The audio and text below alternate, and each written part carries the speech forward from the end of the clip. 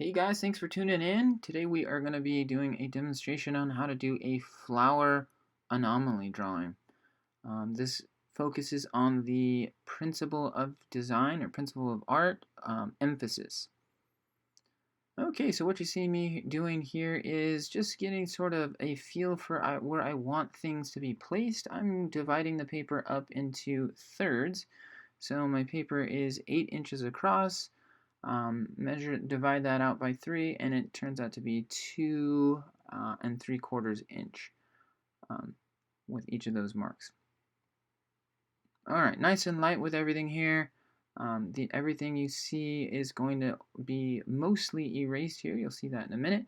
And so what I'm doing is just sort of mapping out where I want all my different flowers and things to go, trying to stagger them so I can get those stems that are going to be running down to not run into each flower every time. So a little bit of variance there.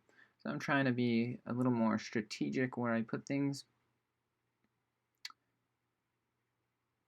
Okay, so like I said a second ago, all of that is going to be erased. You're probably thinking, what is this guy doing? He's just erasing his whole drawing, because it really looks like I'm just taking this down to nothing, and there's nothing left. But that's just the camera. The camera sort of doesn't see that. What is left is just these really faint little ghost image circles. And that's really all I want left. I don't want to see any of those pencil marks hanging out at the end.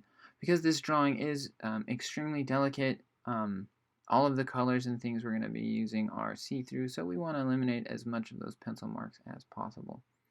Okay, so as far as color choices, you're only going to be using 2 colors on this.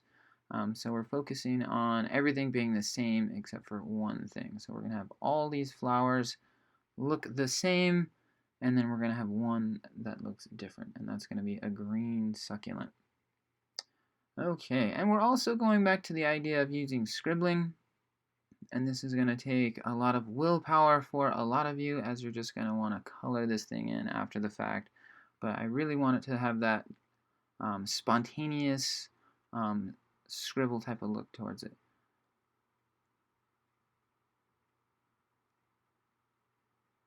Okay, so once again, you can't see where those circles are. Looks like I've erased them, but there are still light circles hiding out.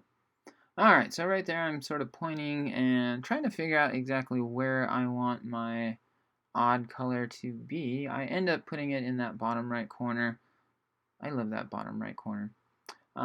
If you're familiar with the rule of thirds, you want to use the rule of thirds and put it in one of those 4 sort of quadrant corners there. Lower right quadrant is what I decided. You definitely want to avoid putting it right in the center. I know that is sort of the instinct to want to go right in the center of the paper, but that would create what's called a bullseye composition, and not the best choice when it comes to art. So think rule of thirds and place it in one of those 4 intersections in the idea of the rule of thirds. Okay, so I've got my drawing here of my daisy that I want to replicate. And so what I'm doing here is what I like to call the transfer method. That's where you just have one drawing and then you're going to scribble graphite on the back of it, and that allows you to transfer it over and over. What I'm doing here is just reloading so I can do my next transfer. You don't have to reload every time, but it does help to scribble a little more graphite on there as you go from flower to flower. I contemplated the idea of turning this, but in the end I give it a little bit of an angle on this one, but ultimately I think they'd look better just straight.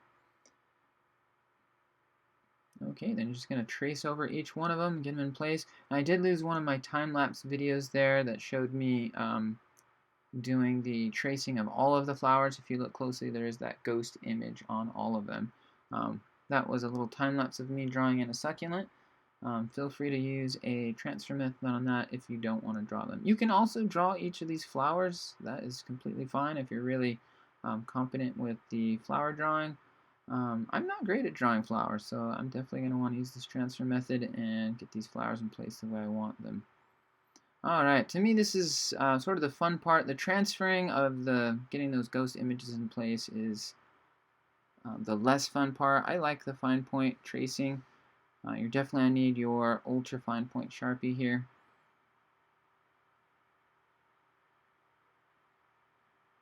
All right. And this is where I was saying the self-control, right? Because you just, your instinct is just color them in, right?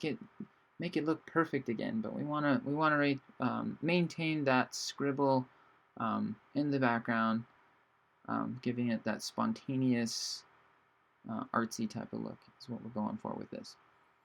Okay, so there's I'm just tracing over all of those ghost images that I did in the transferring a second ago. All right, look at those amazing flowers. All right, the stems here turned out to be sort of an afterthought. I just started drawing the stems down and adding the little pointed leaves, but in the end, they really added a lot to this piece, so I'm super glad that I started putting those leaves in. It's just one more variance from the succulent. The succulent won't have the leaves.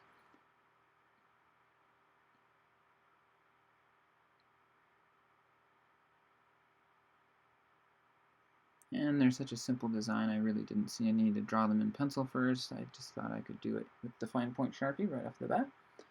All right, coming down to the wire here, guys, tracing in that last succulent there, getting that in place. And there it is, the one standout flower there called an anomaly. Well, there's the project, guys. Hope you enjoyed watching this. Have fun creating these. Thanks for tuning in.